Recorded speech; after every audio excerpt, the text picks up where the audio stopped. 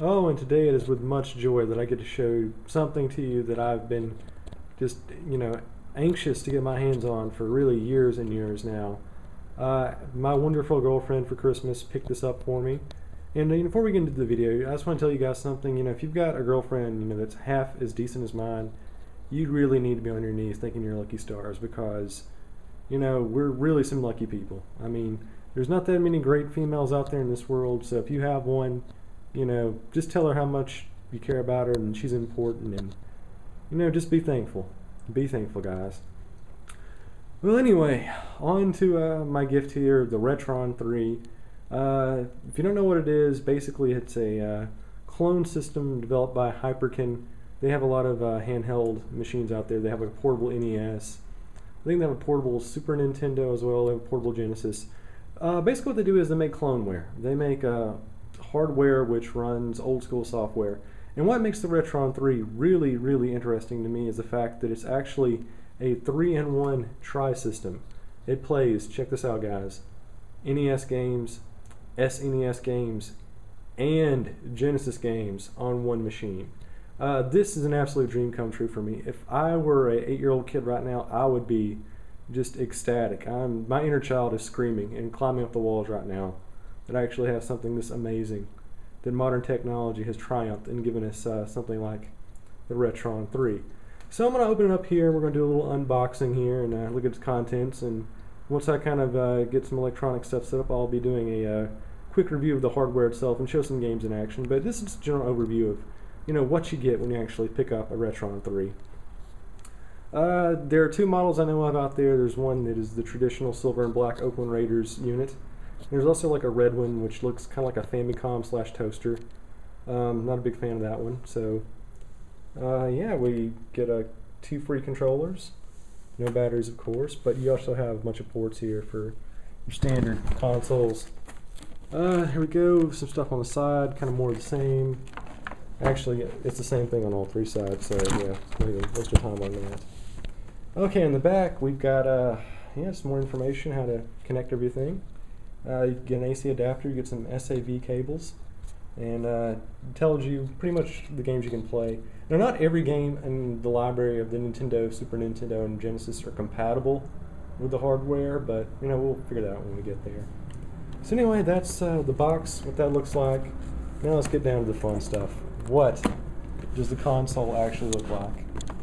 And I apologize in advance for all the noise coming out in the background because I live next to a motor speedway apparently. Oh boy, this might take a while. My apologies again, guys. I'm just so excited that I can't stand to. This is a really good time where maybe I should think about actually editing what I produce.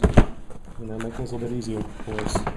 Alright, so the box is open. It's sliding out. Let the drama happen. Bam! There you go. This is our system. Let's look what we get here. We've got, I believe that is an S cable. This is going to be really great so we can play Genesis games. Not really in high def, but really in standard definition.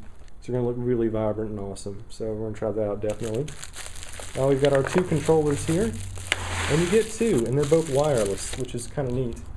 And they both really, really resemble a old school 6-button Sega Genesis controller, the old Lima Beam.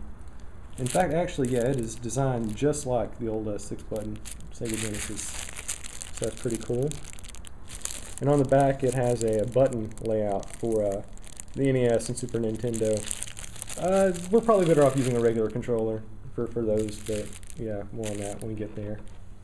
I believe we have an adapter here. Yep, there's our AC adapter. And of course our video and audio input there, you've probably seen it a million times. But now, the main course, the console itself. And wow, it is extremely, extremely lightweight. It probably weighs less than a pound. It feels super, super lightweight. And let's get out the plastic condom here. And, oh, look at that. Wow. There you go, guys. It's very futuristic looking. As you can see, you've got your NES slot here. You've got your Genesis port and Super Nintendo. And you have little dust trays, which is really kind of handy. because I've played some clone systems before where they don't have it, and that becomes a real problem. So you got your power button, you got your reset button. You have these little groovy things, which is kind of neat. I like that. On the side, you've got the NES port right there, so you can stick in your old turbo controller. Up front, you got the 7-pin Super Nintendo input, and on the side, you've got the Genesis input. Back here, we've got the AV cables. We've got the S-video input, the adapter. So yeah, looks pretty standard. Stuff up front, power, reset. This little knob here, it's a little radio dial, and that's how you adjust between systems. So it's like a thermostat, only it gives you awesome 8-bit and 16-bit games instead of changing the temperature. So yeah, needless to say, I am very, very, very, very excited about the prospects this newfangled advent gives me, and I look forward to getting my money's worth in 2013. So there you go. I've got a Retron 3, that's what it looks like, and there will be more videos coming up, I promise you. So there we go. Retron 3.